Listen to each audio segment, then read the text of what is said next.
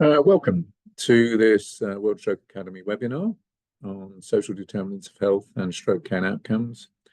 My name is Gary Ford. I'm going to chair this webinar. I'm a stroke physician in Oxford in the UK. We have three excellent speakers. Each is going to give a perspective for 12 minutes, and then we will have questions at the end. Please use the Q&A button in the Zoom screen to put questions. If you put them in the chat, they won't be looked at. Please just use the chat to say who you are and where you're from. So it's good to see we have lots of attendees at this webinar. It is being recorded and will be available for yourselves and others to watch afterwards. And finally, please do fill in the evaluation survey at the end, so we have feedback, and also you can claim your certificate of attendance if that is helpful.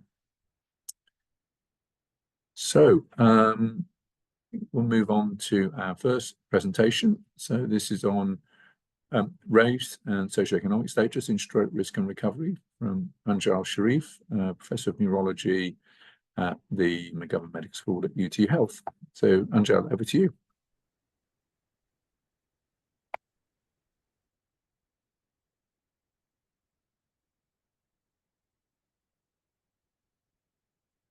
Okay, so I'm going to get us started. Welcome, everyone, and I am pleased to be here to discuss this very important topic of race and socioeconomic status in stroke risk and recovery. These are my disclosures. And just as far as an overview of the learning objectives, so we're going to provide a broad overview of racial and ethnic disparities in stroke risk and outcomes, identify factors that underlie disparities in stroke and risk and recovery based on race and socioeconomic status, and then finally describe how these social determinants of health influence stroke risk and outcomes. So I always like to start off with definitions, kind of describing or defining the terms that we're going to be using over the course of the presentation. So first, what is health equity? It's the principle underlying the continual process of ensuring that all individuals or populations have optimal opportunities to attain the best health possible. Health disparities are those differences in health that are closely linked to social, economic, and environmental disadvantage. Race is a social construct primarily based on phenotype, what people look like, ethnicity, and other indicators of social differentiation that result in varying access to power and social and economic resources. And then finally, social determinants of health are those non-medical factors that influence health and health outcomes. They're the conditions and the environments in which people are born, grow, work, live, play, worship, and age, and the wider set of forces and systems shaping the conditions of daily life. So whenever I talk about stroke risk and outcomes, I like to talk about it from the perspective of the stroke prevention and care continuum. So starting from primordial prevention, preventing those factors that lead to the development of risk factors that put individuals at risk for stroke in the first place, and then all the way to community reintegration following stroke. So a lot of my work focuses on looking at US-based race and ethnic disparities in stroke care and outcomes and developing interventions to address them. And this is not a new problem in the United States. In fact, for over 100 years, since 1914, we've known that Black adults in the United States have significantly higher mortality compared to non-Hispanic white adults in the United States. In review of stroke mortality in the 1970s, Black adults were reported as having the second highest stroke-related deaths in the world based on what was known at the time. And while overall rates of stroke have declined in the past 20 years, disparities in mortality have not improved over time. And this figure here just shows age-adjusted stroke mortality between 2000 and 2020. Unfortunately, in recent years, we are seeing an uptick or an increase. But importantly here, this line at the top represents mortality for non-Hispanic Black adults, and the line here represents non-Hispanic white adults. And you see that risk for mortality is significantly higher, and these gaps have not decreased over time. There are also racial and ethnic differences in care for stroke.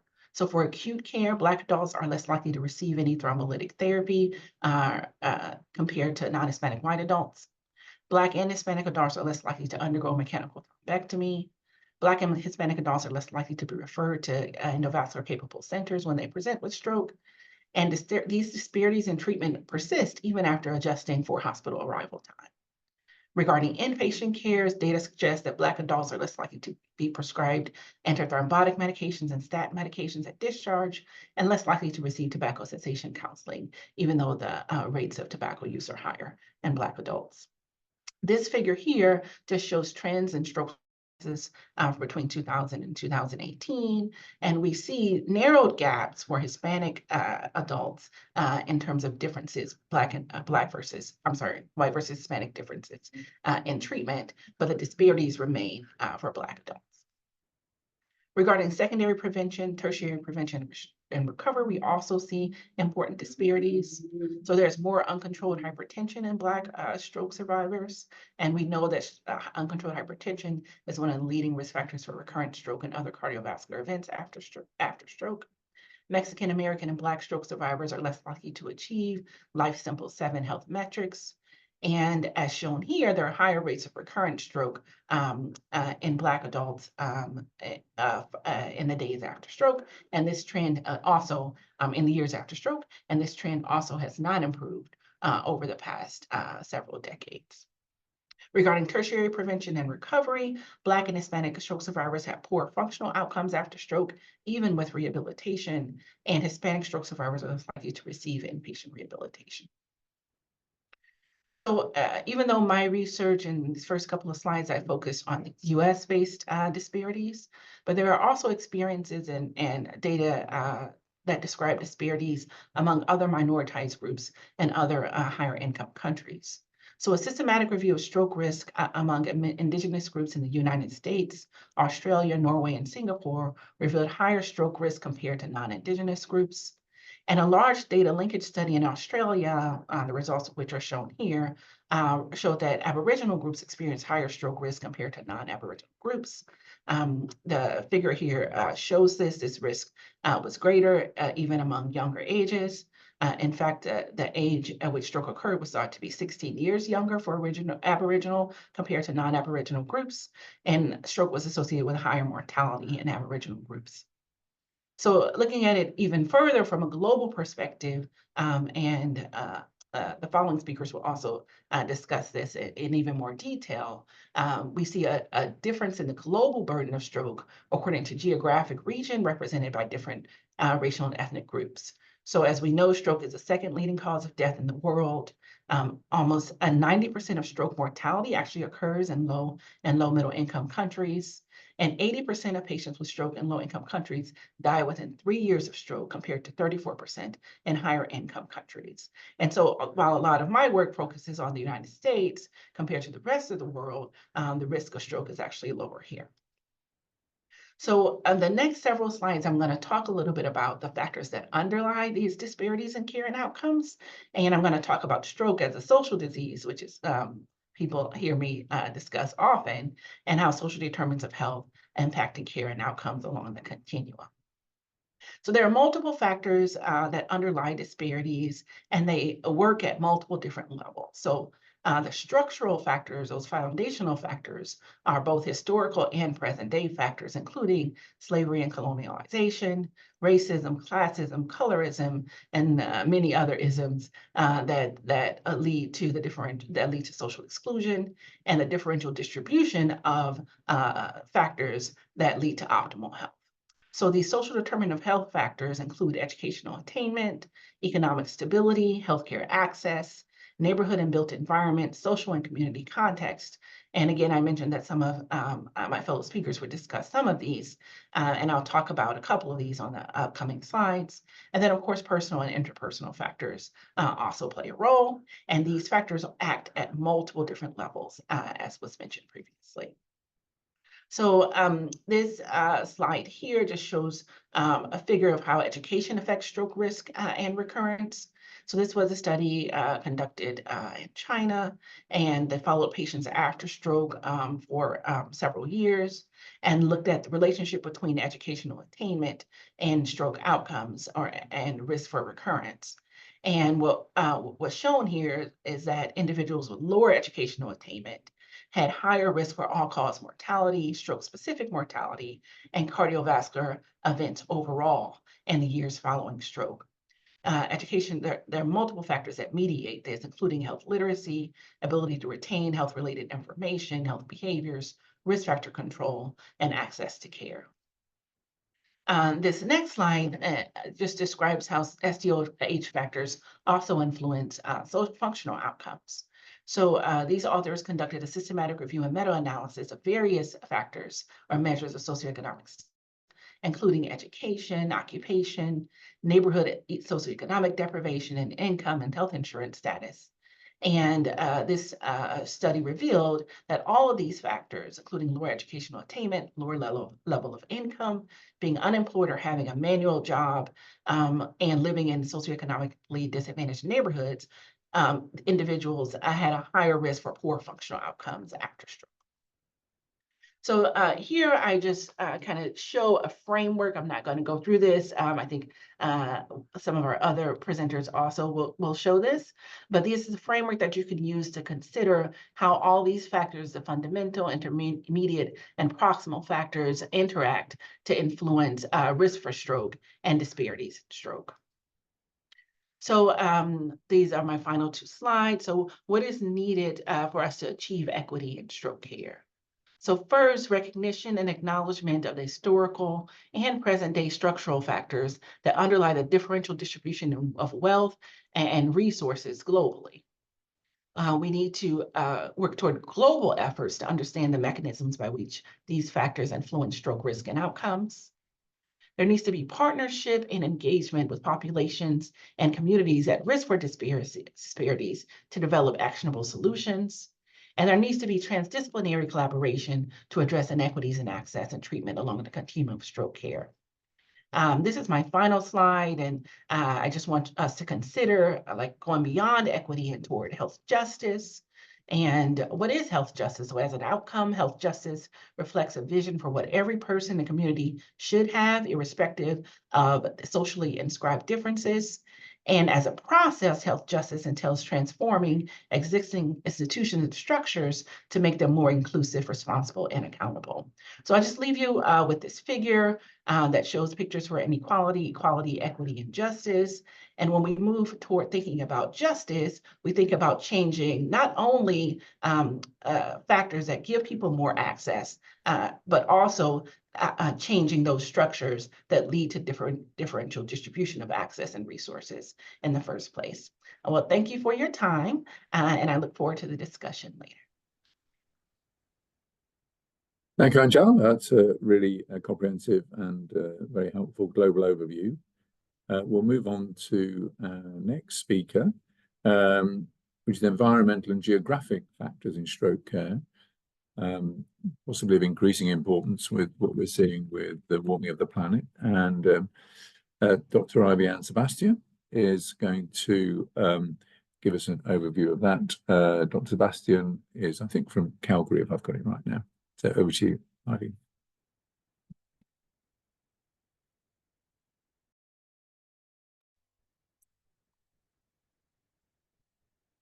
Hi, thank you, Dr. Ford, for this kind introduction.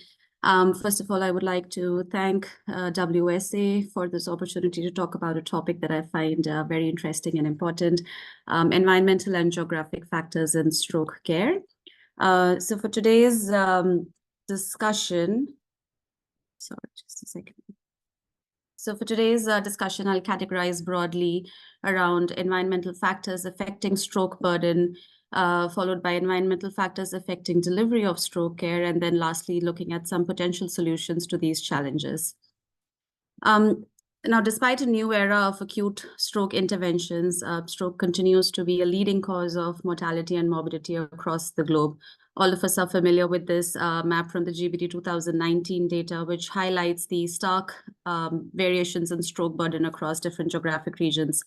In 2019, there were almost 6-fold between country variations in the 8 standardized stroke incidence rates and 15-fold between country variations in stroke death rates across the globe, with the highest rates seen around Southern Asia and Central Asia and the lowest around Australasia.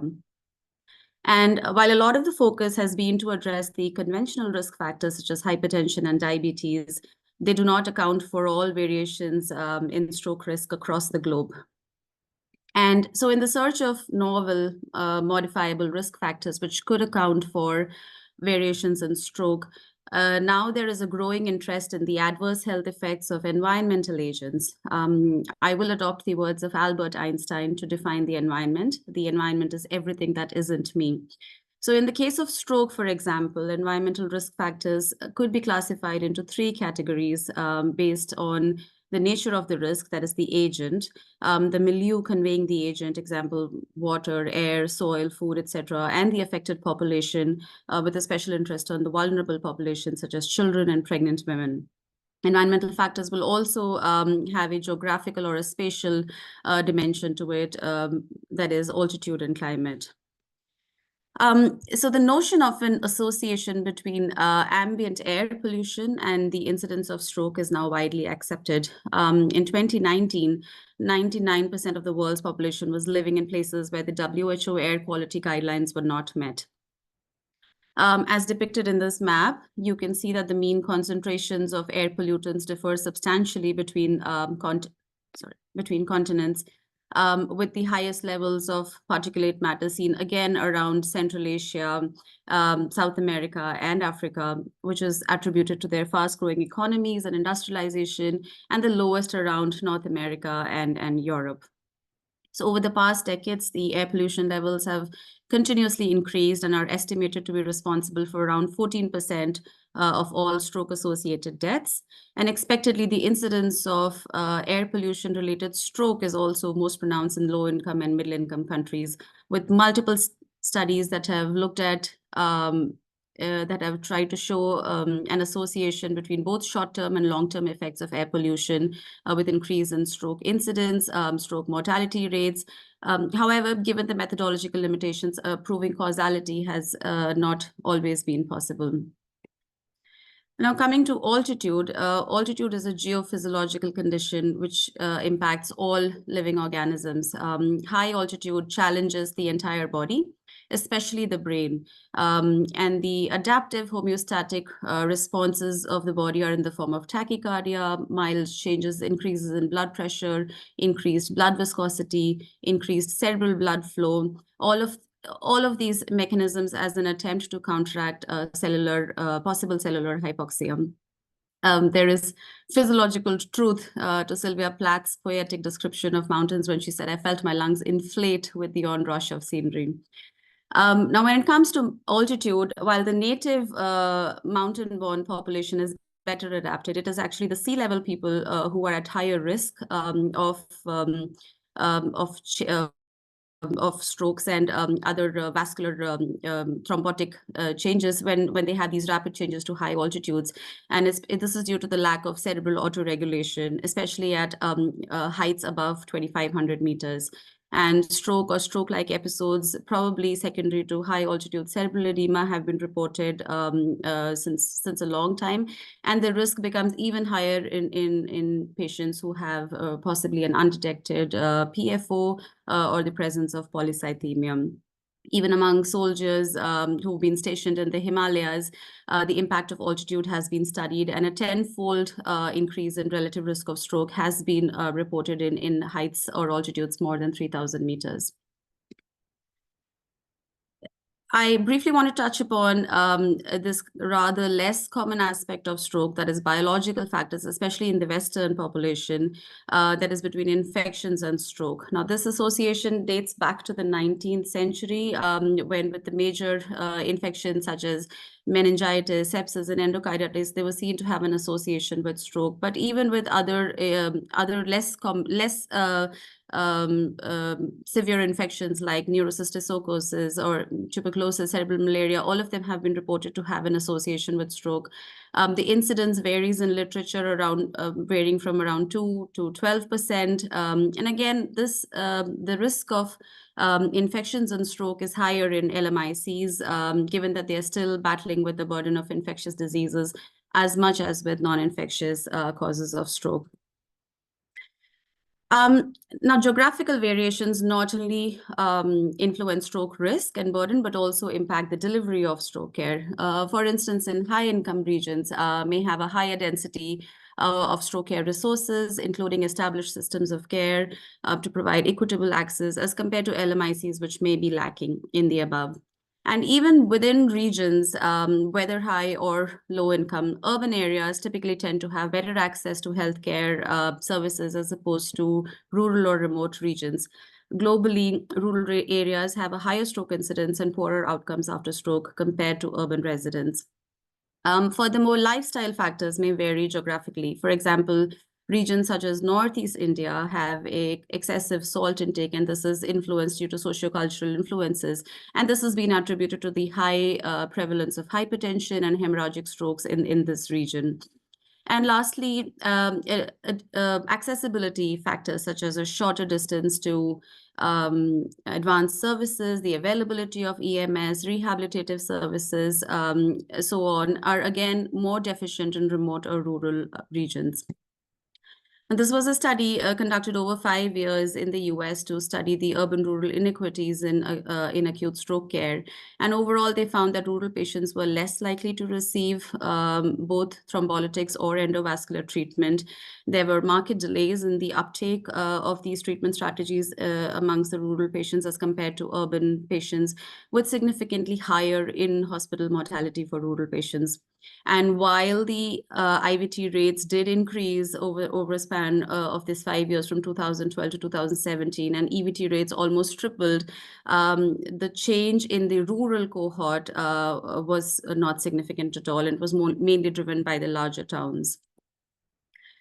This is a data from 5 population-based stroke registries of the National Stroke Registry Program in India, and they looked at the stroke profile and outcomes in urban and rural populations. Again, they looked at 3 population-based registries, which included both urban and rural populations, and they found that the risk of stroke among rural residents was 1 in 7 in Cuttack, 1 in 15 in Cachar, and 1 in 9 in Tirunelveli. Again, the incidence rates were similar to previous studies, which have reported a higher incidence of stroke profile and stroke outcomes, and poorer stroke outcomes in the rural population as opposed to the urban population. Now, if you look at the number of patients presenting to the hospital to be eligible for reperfusion therapies, there again is a marked geographical disparity. This is a study from India which assessed factors delaying arrival to hospital, and it found that a larger proportion, 30% of patients, presented beyond 24 hours of symptom onset, compared to a US Get With The Guidelines study where 43% of the patients arrived within 4 hours from symptom onset. And among the factors contributing to early arrival were if they lived less than 15 kilometers from a stroke center, if they had profound symptoms such as hemiplegia or aphasia, and if they had access to directly reaching the hospital center as opposed to another hospital. So the awareness to recognize stroke symptoms and to call 911 for EMS activation is essential for timely arrival to a stroke-ready center. But having said that, low-resource settings such as LMICs face multiple challenges with regards to pre-hospital care, including poor availability of ambulances, the enormous load of traffic which multiplies ambulance travel times, lack of pre-established pre-hospital systems or pre-hospital notification. And even when ambulances are available, they are mostly focused on trauma or maternal care emergencies rather than on stroke, thereby compelling patients to often resort to their private means of transport. Again, this was a study from India that showed that almost 50% of patients prefer to come by their personal car or private vehicle as opposed to resorting to other means of transport, with only 12% actually resorting to ambulance. And another qualitative study from Africa, which highlights the challenges with transport that patients face, with options often being taxis, shared cabs, or public means of transport, and sometimes even walking. And again, this problem becomes further augmented in regions which are remote or with a hilly terrain, or island countries where access to ambulance services or transport becomes even more challenging. So what are some potential solutions to these challenges? We could have alternative modes of EMS, for example, air ambulance, or especially for remote regions or hilly areas is an excellent option. Successful examples of this are the STARS and the Orange air ambulance systems in Canada across different provinces. And similarly, Maldives, which is an archipelagic country, this again is an excellent example of a robust EMS system where they have both sea ambulance as well as they've newly developed an air ambulance system. Of course, this goes without saying that this requires adequate resources and support and funding from the government, which may often not be possible in many LMICs.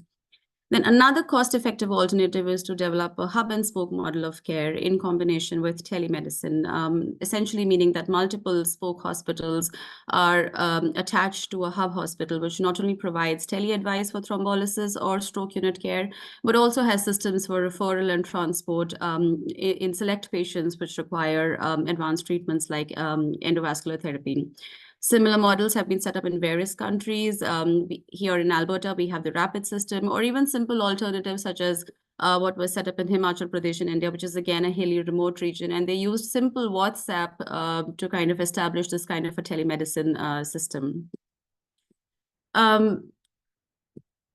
The next alternative is to use digital support, example, through mobile apps. Now, this is being used extensively nowadays and is an excellent source to support regions where specialist care is not available. The Join app from WSO is an excellent example of the same, where expert advice is given to read neuroimaging and to take decisions for thrombolysis, especially in areas like Africa, where there is a lack of specialist doctors. The Enigma app, which was again developed by our team at WSO Future Leaders, is another example where a mobile app was used to train non-specialists or physicians and nurses to provide stroke care in regions where specialists or neurologists are not available. And lastly, the alternative being mobile stroke units, that is lastly taking the stroke care to the patient. It is an effective solution for remote areas where patients cannot be transported to the hospital center. So it's essentially a setup where the paramedic and the doctor, and there's a mobile CT, and you can readily take decisions based on imaging. Many successful examples of this, both from high-income countries such as here in Canada, Edmonton, Australia, and even in LMIC such as India. In Northeast India and Tezpur, we've been able to set up a mobile stroke unit since it is a hilly region. This is my last slide. So overall, geographical factors such as pollution, noise, altitude, and terrain, not only affect stroke risk and incidence, but also delivery of care. While some of the factors cannot be controlled, but increased public awareness about stroke and its symptoms is the first step towards improved care. Additional measures such as the integration of telemedicine with alternative models of stroke care can help bridge the gaps and by bringing advanced tools closer to the patients. However, the implementation and effectiveness of such solutions can vary based on geographical and financial constraints, and it requires targeted public health strategies and infrastructural investments with cumulative efforts from government and policymakers so as to be able to deliver the ultimate goal of equitable stroke care. Thank you. Thank you, Ivy. We will move on to our last talk, which is on cultural and social influences in stroke outcomes. And from Dr. Gisele Silva, Professor of Neurology in Sao Paulo, Brazil. And then we'll move into Q&A and discussion after that. Thank you.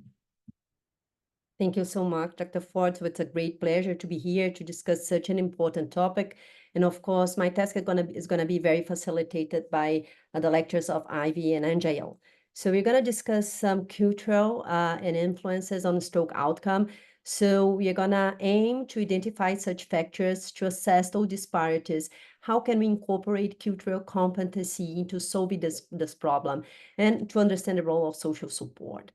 So by now, I don't have to convince you how important it is inequity in stroke care. So it's growing. This is a real picture from our city in Brazil and Sao Paulo. And this is an epidemiological study showing that in São Paulo, we have an intracity stroke belt. So for years, the incidence of stroke has been higher in low socioeconomic neighborhoods. And this is not changing for the last 7 years. So this is something that we should be really worried about.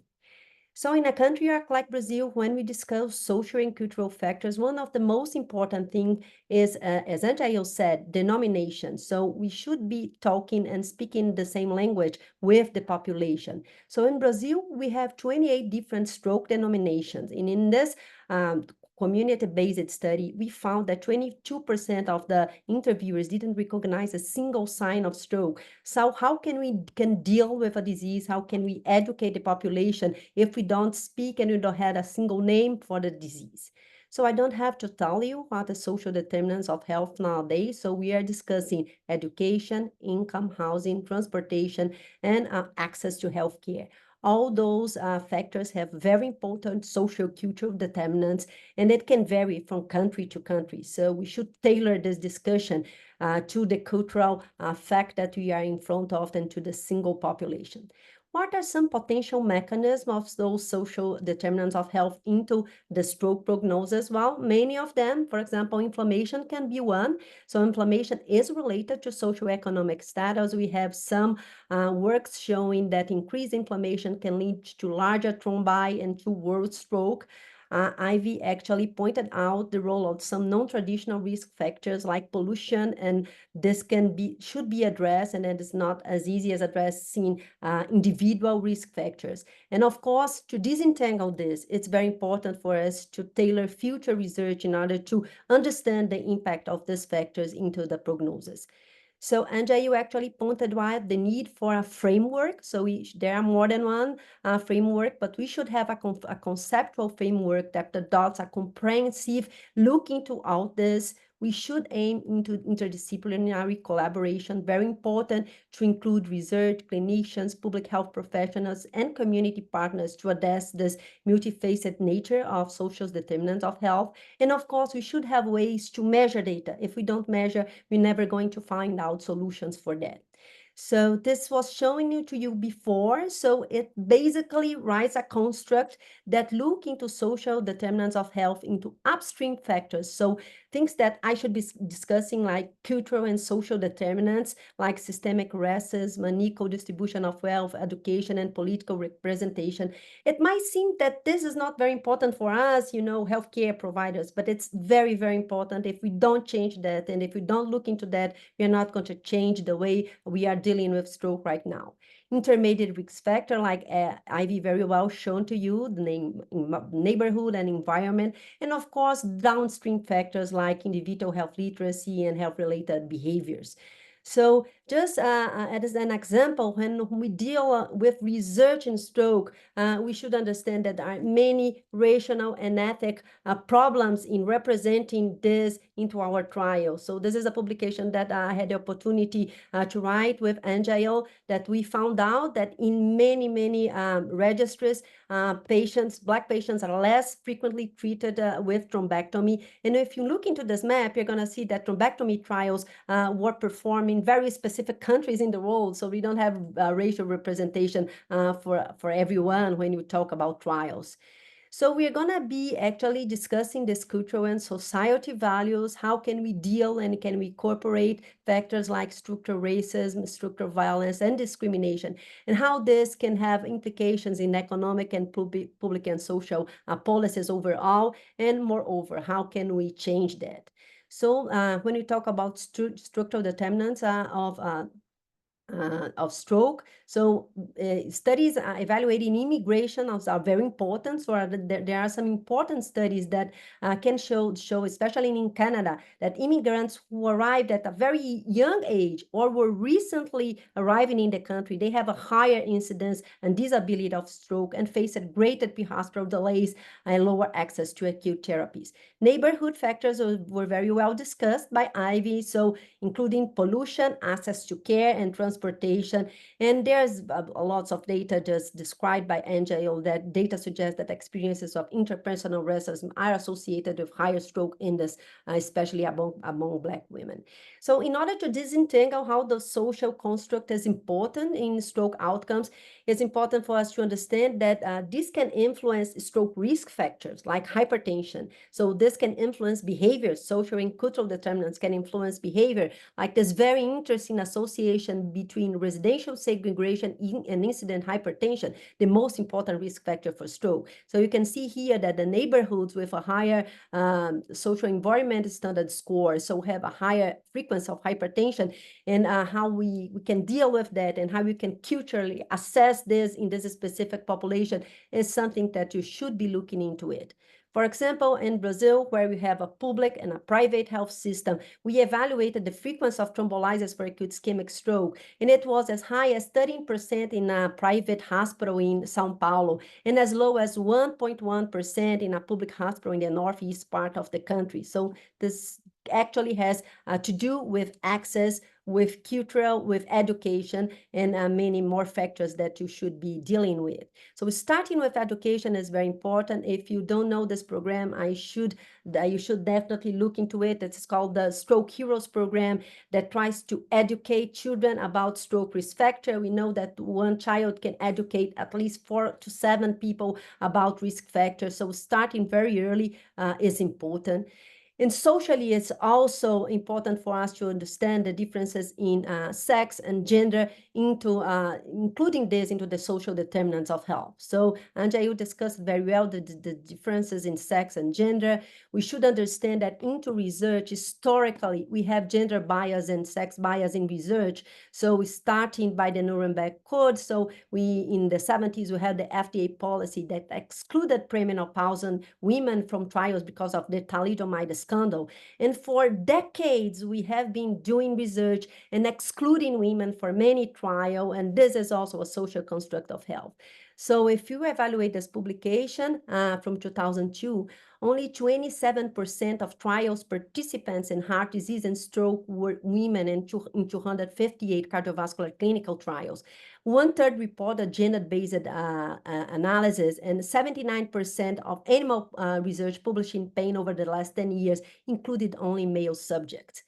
And also having women investigators in clinical research is very important. So these publications show that a large difference in women representing principal investigators in clinical trials. So if we don't change that, we are going to perpetuate the gender bias in research and not knowing what happens with women to prevent stroke. There are many solutions to that, as Ivy pointed, so we don't look only into the problems, we have to look into the solutions. So like this communications resource, in order how do we include minorities in neurological trials supported by the NIH and the CDC. And I think that now, finally, we face another very important cultural fact that we should be looking into stroke prevention, is that digital health literacy is something very important nowadays. So, of course, telemedicine and digital-based applications came to help us to treat patients with stroke, but we should remember that 1 in every 10 adults don't have access to the internet. So this is a huge issue, and if we don't look into this, we are not gonna achieve literacy in order to be able that all the population can benefit from all the digital advance that we have had recently. So last year, Lishuan and I wrote this evaluation of what would be the Mr. Jones evaluation for a patient with stroke. This was an editorial written by Dr. Lou Kaplan in 1988. And we imagine how is, Mr. Jones being followed in an emergency department right now in 2024. How can we integrate? And one of the most important things, of course, for the difference of such a patient is actually to have cultural in digital literacy in order that he can benefit from all the advances that we have nowadays. So we should be dealing and discussing digital exclusion. This is very important. We should be aware of the lower access to opportunities that are available only for the users of digital technology. We should be aware that the algorithms written nowadays are based on the use mostly by persons with higher socioeconomic levels. So bias in writing these algorithms is something very important. And this can definitely be a very important thing in health-related outcomes in the future. So when developing system of care in resource-limited settings, like in a country like India or in Brazil, we should address all this. We should take this into account. We cannot repeat what is done in US, Europe, in Australia, in countries like ours. So we have to have our own framework in order to deal with those socio-economic differences. So there are many strategies to building a strong support network. We know that social support is something very important and different from country to country. So we should teach our patients to reach out loved ones, to involve families, to engage into support groups. This is very important. Of course, to utilize community resorts and to maintain social activities. So in conclusions, we have some takeaway messages. So social determinants of health is very important on stroke instance, care, outcome, and finally, it has gained increasing recognition.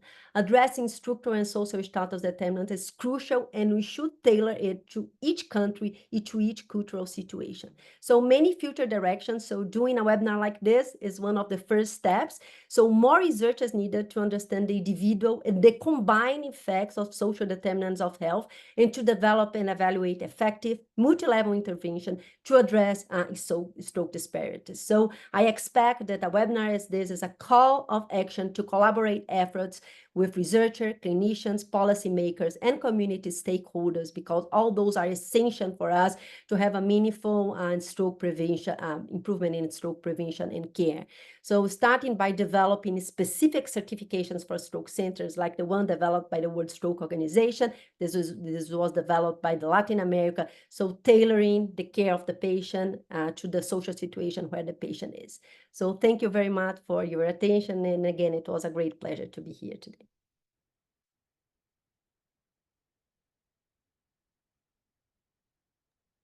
Thank you, Gisele. So we've got a reasonable amount of time for discussion, and there are some questions that have been posted in the Q&A, which I'll sort of put in for discussion. So the first one is a very specific one, probably don't know who's best to answer it. Does malaria endemicity, if I pronounced it correct, have any effect on stroke? I wasn't aware of that, but does anybody have any data on that?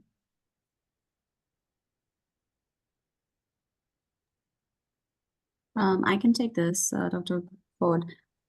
I think so in areas which are endemic to malaria, especially Plasmodium falciparum, we know that complications of cerebral malaria can actually have presentations or stroke-like presentations. And the pathophysiological mechanisms, I think, is chronic inflammation and disruption, endothelial dysfunction and disruption of the blood vessels. In regions which are endemic, you can have repeated infections as well. That further kind of, puts the vessels under chronic inflammation, and again, a chronic process of endothelial dysfunction and thrombogenicity, and all of that can lead to strokes. Additionally, if I'm not wrong, falciparum malaria can also lead to anemia, and that again triggers off this whole process of hypoxia, increases your cardiovascular strain, and again predisposes you to strokes. And of course, given that conditions like infectious disease like malaria are endemic in regions which are low and middle income countries, so the access to services also would be poorer in these regions. Again, awareness about these conditions is also probably on the lower side. So what needs to be done is, one needs to be aware to recognize that this stroke could be a complication of malaria, to recognize these symptoms, and also to avail services. No, thanks, Ivy. I mean, there's a very interesting association between infection in general, of course, isn't there, and stroke, and obviously we saw it play out with the COVID pandemic. Yeah. The next one was how can stroke, well, they're related questions. What can healthcare professionals do and implement to address disparities? And I suppose that's kind of interesting in the terms of your own local service you're running, and also the wider actions you take. And then also, how can stroke societies act to help reduce disparities related to healthcare access. So, I mean, two quite broad questions, which I'll leave open for all of you to pick up.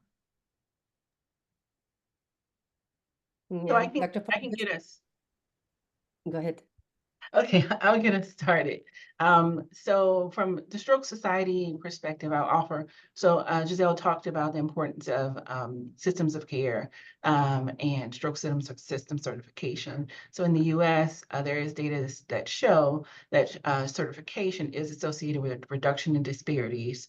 So there's tracking of metrics, there's tracking of differences across groups, and then that gives us opportunities to address those differences. So I would say to advocate for improvements in acute stroke systems of care, but also systems of care for post-stroke care and stroke recovery to help to kind of address some of these inequities that we see. So I say, and as Gisele mentioned, it's really important for us to work collaboratively together, kind of from a global perspective. So not just kind of national societies are working with each other to kind of implement and consider best practices. Yeah. Any, Gisele, would you want to give any other comments on what you Yes, Dr. Ford, so I couldn't agree more. I think that having a national plan is something very important. This can be very challenging. Can you imagine a country like Brazil with 200 million people? The same problem that I have in the northeast part of the country might be very different from what I have in the south part. And if I don't think it broadly, if I don't work with policymakers, I won't solve it at all. So maybe my problem in the southeast part of Brazil is getting access to thrombectomy. Maybe in the northeast might be prevention. So if you have a national plan, you can have a broader, awareness of what's happening in the country. Absolutely. I certainly think the national data on disparities is absolutely critical to get national policies that address that. But also probably something we overlook a little bit is just as a healthcare professional understanding in the area of the service you work in, what the local community disparities are, which can be quite small in small communities and actually quite addressable in terms of educational interventions, which obviously you can lead as a healthcare professional. So I think you can operate at both a local level, which we sometimes forget, as well as sort of on a national strategic level. Couple of questions on which I think some of you have covered. Any particular case studies of effective action that you would point to? I mean, some of these have been mentioned in your talks, but anything you'd like to pull out individually of good case studies of interventions that have addressed healthcare disparities in stroke effectively? I'll mention one that was recently published that showed, as was mentioned in one of the questions, of course, hypertension is one of the leading causes of incident and recurrent stroke globally, and differences in risk and control of hypertension contributes greatly to the differences, the disparities that we see in Black adults in the United States. So very recently, a study was published that was conducted in New York. It was a systems of care approach to engaging nurses with home blood pressure monitoring to help address blood pressure control in stroke survivors who were Black and Hispanic and of lower income. And it showed tremendous improvements in blood pressure control. So it was one of the first and the largest to actually show that it is doable with changes in systems of care to improve this risk factor, control of this risk factor that we know contributes to so much disparity. Yeah, I mean, go on. You go ahead. Yeah, very recently in the European Stroke Conference, Sheila Martin presented a trial, an implementation trial of the PROMOTE trial that's using basically a polypo and a riskometer for education of patients with low to middle stroke risk. So in the public health system in Brazil. So this was very insightful. So the first results of the pilot study was it was feasible. We were firstly afraid that, it's a stroke in the public health system. Maybe people are not going to be able to use the applicative, the APP, the riskometer, and then not taking the polypill. And it was very successful. Now we are going to the bigger trial. So, but I think that some implementations, so it was a cluster randomized trial, can help us to understand, how to tailor those effective measure to each population. One of the approaches that I think has been quite influential in the English NHS is something called Core 20+5, which is not focused specifically on stroke, but is focused on local healthcare planners and services, particularly in primary care, looking at the bottom 20% socioeconomic deciles and the key conditions that drive poor health outcomes, which cardiovascular disease prevention and hypertension is key. So that has given a focus to healthcare commissioners thinking about what they can actually do to address it. The other key areas are unexpected cancer, respiratory disease, and mental health.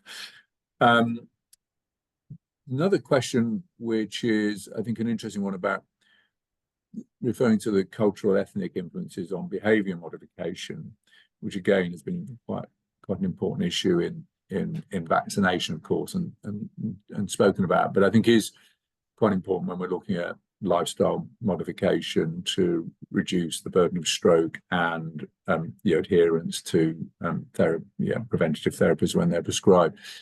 So the question is, what are the strategies to enhance behavior modification which deal with the sort of cultural and ethnic influences in many deprived groups? So I'll say that one of the most important strategies is to engage the community that you are working in to see what they think works best for them. So I think we do that not infrequently. We come up with an intervention without engaging the community, and then we wonder why it doesn't work. So I think community engagement and partnership, even more than engagement, in terms of developing solutions is really important. I'll give an example. In terms of kind of like a nutrition based study that Dr. Afedjika did.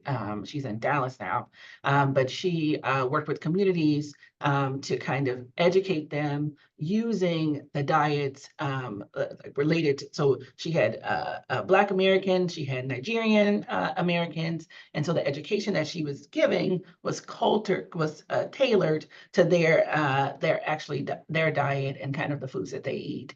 So if you just kind of tell people to eat a certain diet without considering kind of their norms and their cultural norms, then that's not going to be effective. So I'd say that community partnership, community engagement is really key.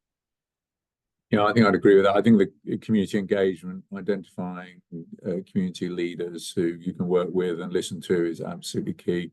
I think also working in partnership with local government, who are often more effective than health services at engaging with their local communities, is also worth thinking about. And many of the solutions, of course, can be helped by actions local government can take rather than health services can take.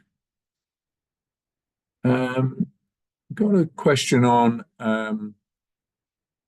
sort of very, I'd say, sort of tertiary care perspective, which I think is, you can argue, deals with the top of the iceberg, but it's a question addressed to you, Ivy. How mature is the government participation in setting up affordable comprehensive stroke care centres, and what is the roadmap in developing countries? And I guess the question itself begs the question about what should be the priority for intervention to reduce healthcare disparities. Is it access to highly effective therapies, or is it prevention? I mean, obviously it's everything in one sense, but specifically around comprehensive stroke care centres, some of this was discussed, I think, in terms of the approaches one can take. Yeah, thank you for this very important question. I think I'm just going to say that coming to government participation, especially from LMICs, it's still a work in progress. But what can be done and is being done is, first of all, to have strategic guidelines and frameworks for or national or regional stroke plans. And most countries have developed national and regional guidelines and strategic frameworks that kind of outline the standards and requirements for comprehensive stroke centers. And going back to how you mentioned, Dr. Ford, I think, again, the key here is to look at interventions or solutions which have the maximum gain. For example, in developed countries, we may be looking at, providing acute reperfusion therapies to the maximum population. But again, looking at it from an LMIC perspective, I think stroke unit care still is one of the most cost-effective solutions that we have. And probably focusing more on delivering good stroke unit care is what would actually kind of reduce the stroke burden and the stroke related disability. We try to do that in a few LMICs. As I had mentioned earlier, we developed this kind of app with WSO, the Enigma app, and what it kind of tried to do is it trained the non-specialists. So for example, just in India, we are about 1.4 billion population, and we have, I think, around 2,300 or 2,500 neurologists in total for such a huge population. So there is no way that we would be able to cater to the whole population by providing specialist care everywhere. So the next best solution is to kind of a task sharing method, where we try to train physicians and nurses or even community health workers, as we're trying to do in Africa now, to deliver stroke care. And while maybe even reperfusion therapies can be developed, we did this with WHO CRO, and we tried doing this in Bhutan. And so Bhutan has no neurologists. And we were able to set up a program with WHO Southeast Asian region offices. And now they've started a thrombolysis program in one of the national centers. So it is looking at modalities or approaches or alternative models of stroke care, which will derive the maximum cost-effective gain in these countries. Yeah, I think it's really important when a strategy is being developed to address disparities in stroke outcomes, that it does address the whole stroke pathway through from prevention and to obviously more complex care such as thrombectomy, and to look critically at where is that investment best made, and to be honest, that's even true in developed countries. There are always choices to be made about where resources go, and generally they come down to trying to get as much effective primary prevention, particularly in hypertension, in your primary care providers, and then ensuring good access to basic stroke unit care, as you said, Ivy. I think that's really important. We're running into the last few minutes. There's been other questions about priority, which I think we've asked.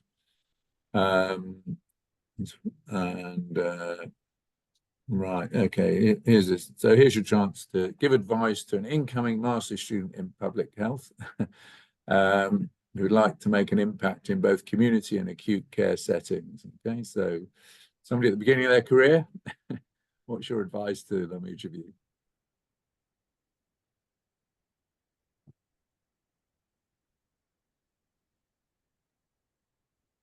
So many things. So I would say have an open mind and collaborate as much as you can with others. So you're going to learn the most from working with other people. And so I think that is kind of the best approach.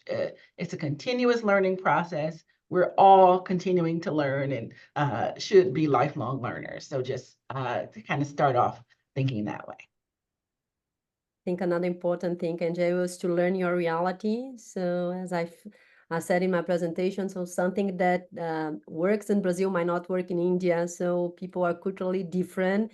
And so be aware, yeah, and definitely work with policymakers and understand your reality and learn from the others, yeah. There are some great experiences that we can do, yeah, in our countries that were already done and tested. So that's a good thing of working together. Anything to add, Ivy? Yeah, I totally agree. I think as the youngest member of the group here, I would say just, collaborate as much as possible and keep learning. Totally agree with what Gisele and Anjail have mentioned. It's a continuous learning process. And again, like Gisele was mentioning, what works in Brazil may not work in India. So every region will have, even in India, what works in North India will not work in South India because it's so diverse. So you need to kind of see what works best, kind of have community participation, understand in that particular setup with the socio-cultural framework, how best to target, the gain that we are looking for.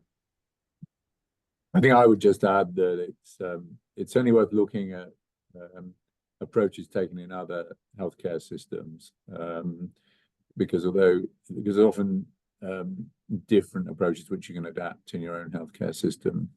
And I think the final thing is that in healthcare, opportunities come and go. You know, there are windows of opportunity, sociologists refer to sort of, policy windows when governments are willing to act in an area. And this happens in stroke care. So always be looking out, where's your time of an opportunity to actually persuade either locally or nationally to invest in stroke. And we certainly had that in the UK back in the 2000s, where stroke was very neglected. And then there was an independent critical report, and the government was then prepared to set up a stroke strategy. And obviously, that you're finding those kinds of opportunities when you can make a real impact. Okay, well, we've come to the end of this webinar. I'd like to thank all our three speakers for excellent overview and a good discussion. This will be available. Please complete the evaluation forms, and this has been a very well attended webinar, I think, indicating the importance of this topic. So thanks, everybody, and have a good day, morning, afternoon, or evening, depending where you are in the world. Thanks. Thank you.